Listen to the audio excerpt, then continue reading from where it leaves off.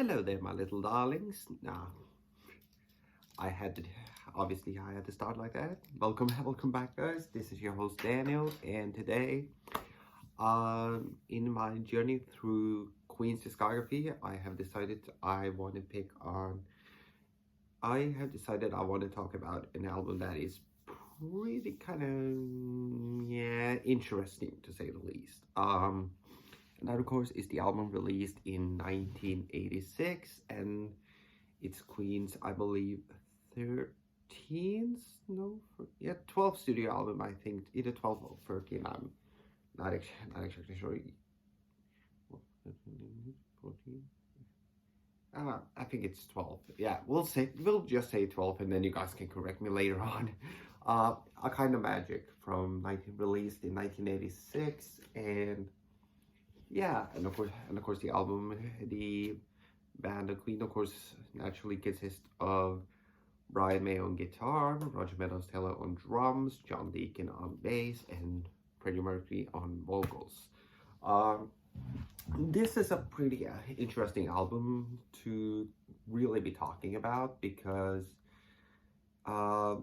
for a couple of specific reasons. Okay, so between the works which were released in 1984, Live Aid happened, and of course, it revamped people's interests back into Queen as a band. And of course, they released One Vision as a single in November of '85, and nothing happened after that. Then they released A Kind of Magic as a single in March of '86, and finally in June of that year, this album came out.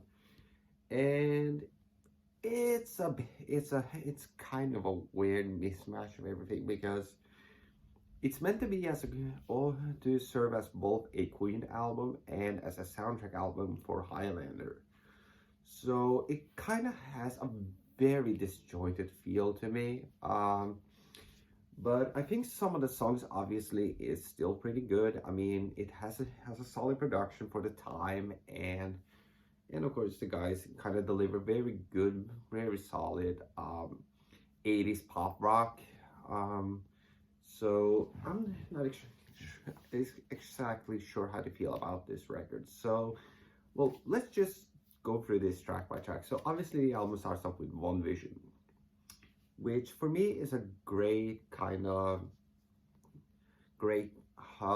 rock song to open up. I mean, I think it's pretty cool, especially when you see them perform the song at Wembley in '86. It's pretty cool, a pretty cool opening track, which of course goes into A Kind of Magic. So okay, so we get a one-two punch from the singles. So One Vision, which is a cool rock song and a cool kind of 80s pop song in A Kind of Magic. So obviously, so okay, you have having a great rock song for as an opener, and you got a great title track right after that. So okay, we're off to a good start here.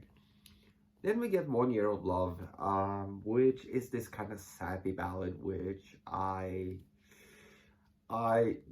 generally find so lame and forgettable. I really don't care for that song, and Pain is So Close to Pleasure feels like a leftover track from the Hot Space sessions. Yeah, okay, guys, we just got over the part where you guys did Hot Space. Do not revert back to that. And then of course you got Friends Will Be Friends, which is okay, I guess. I find it kind of strange, especially when the first time I actually heard that song was on the Live at Wembley DVD that I bought back when I was like 15, 16 years old. And when they shoehorned it in between We Will Rock and We Are the Champions, I'm like, okay,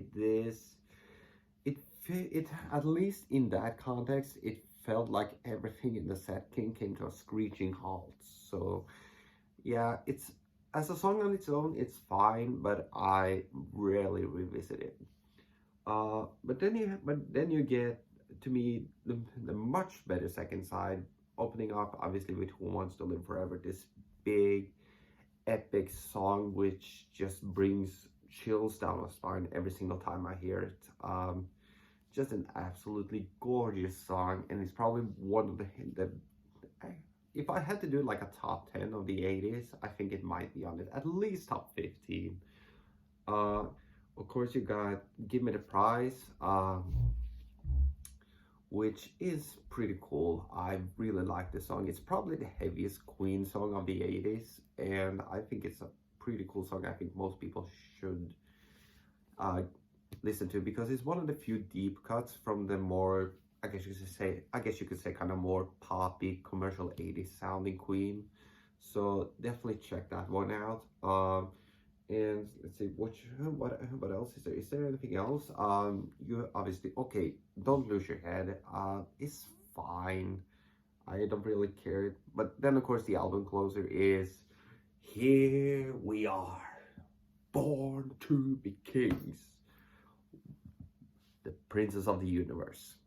I think this is such a cool track, and it really shows that, you know what, Queen giving us like, okay, we have gone a little bit more poppy, but we still have a rock edge to us, and it's one of the few tracks that really sounds like old school Queen for me. So I really like that. I really like that in this song.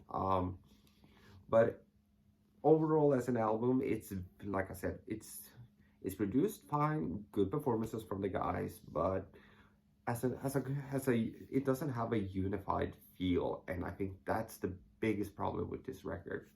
Uh, but overall, I think I would still give this one on a score of 1 to 5, I will give this one a 3.5 out of 5. It's, like I said, it's produced well, it's performed well, I think, so, and it definitely has a few good highlights on it, but it definitely is a little bit lackluster. And it's probably not one, I would say, once again, it's one of those you should come later on in your visit through the Queen's discography. So with that in mind, I am just gonna head out, and I hope you guys are enjoying your day, afternoon, evening, wherever you may be. And make sure to like, comment, subscribe, and share this video so that way we can get more people into this. And because remember, the more, the merrier.